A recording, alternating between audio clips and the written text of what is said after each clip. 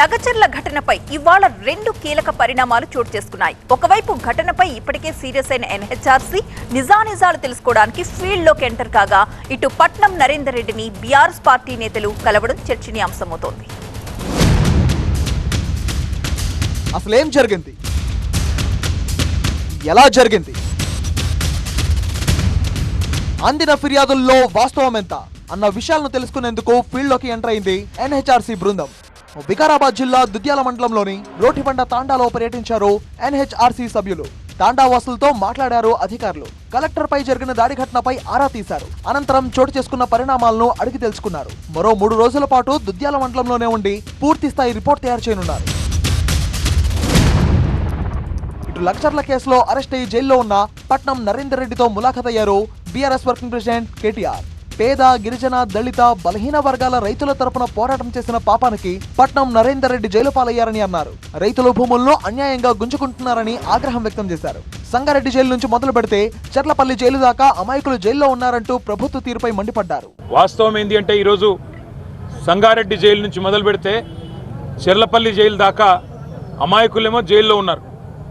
కానీ కొడంగల్ నుంచి కొండారెడ్డిపల్లి దాకా అరాచకాలు చేస్తున్న దుర్మార్గులేమో ఇవాళ గద్దెనెక్కి కూర్చున్నారు. మీరు చూస్తూ ఉన్నారు. కొడంగల్లోనేమో పేద రైతుల భూములు గుంజుకునే ప్రయత్నం ఒకవైపు, ఇష్టం వచ్చినట్టు భూములు ఇవ్వమంటే అర్ధరాత్రి ఇండ్ల మీద పడి ఆడవాళ్ళు చిన్నపిల్లలను చూడకుండా అరాచకాలు చేస్తున్నది కాంగ్రెస్ ప్రభుత్వం రేవంత్ రెడ్డి నాయకత్వంలో. మొత్తంగా ఇటు బీఆర్ఎస్ నేతలు రైతుల పక్షాన వెనక్కి తగ్గమంటున్నారు. ఎలాంటి పోరాటాలకైనా సిద్ధమంటున్నారు. మరోవైపు 3 రోజుల్లో నిజాలు తెలుస్తామంటోంది ఎన్హెచ్ఆర్సీ. మరి చూడాలి ఈ ఇష్యూ ఇంకెంత దూరం వెళ్తుందో. మరిన్ని వివరాలతో మా ప్రతినిధి శివకుమార్ సిద్ధంగా ఉన్నారు లైవ్ లో. Shivakumar, first day NHRC team ఎలాంటి సమాచారాన్ని సేకరించింది?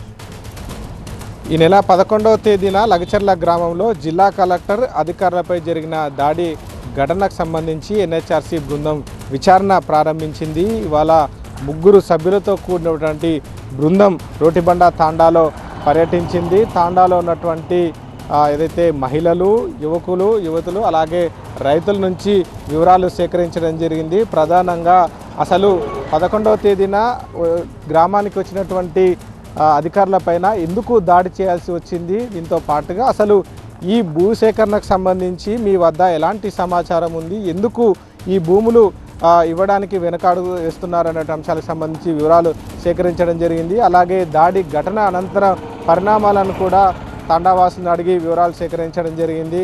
ఘటన తర్వాత రోజు రాత్రి అరెస్టు చేసేటువంటి క్రమంలో పోలీసులు ఏ రకంగా వ్యవహరించారు, ముఖ్యంగా తాండాలో ఉన్నటువంటి మహిళలు, పిల్లల పట్ల, వృద్ధుల పట్ల ఈ పోలీసులు ఏ రకంగా వ్యవహరించారు, అధికారులు వచ్చి ఏమైనా సమాచారం ఇచ్చారా అనేటువంటి అంశాన్ని కూడా వాళ్ళు క్షేత్రస్థాయిలో అధ్యయనం చేస్తూ ఉన్నారు. దీంతో పాటుగా మిగిలినటువంటి అంశాలు, ముఖ్యంగా ప్రస్తుతం పరారులో ఉన్నటువంటి తాండాకు సంబంధించినటువంటి వ్యక్తులను లొంగిపోవాలని కూడా ఆ తాండావాసులకు సూచించినట్టుగా తెలుస్తుంది.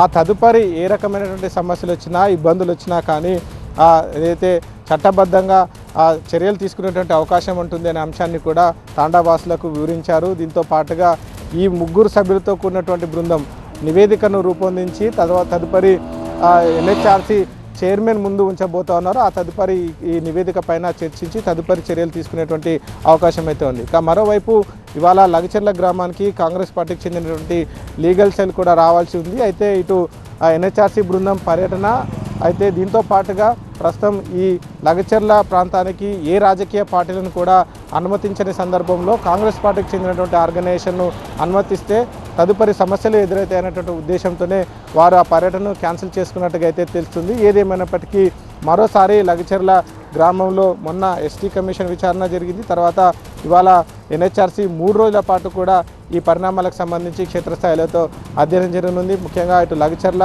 రోటిబండ తాండా అలాగే పులిచెర్లకుంట తాండాలో గ్రామస్తులకు సంబంధించి వివరాలు పూర్తి స్థాయిలో సేకరించి ఆ తదుపరి నివేదికను రూపొందించి ఎన్హెచ్ఆర్సీకి అయితే అందించబోతా ఉన్నారు.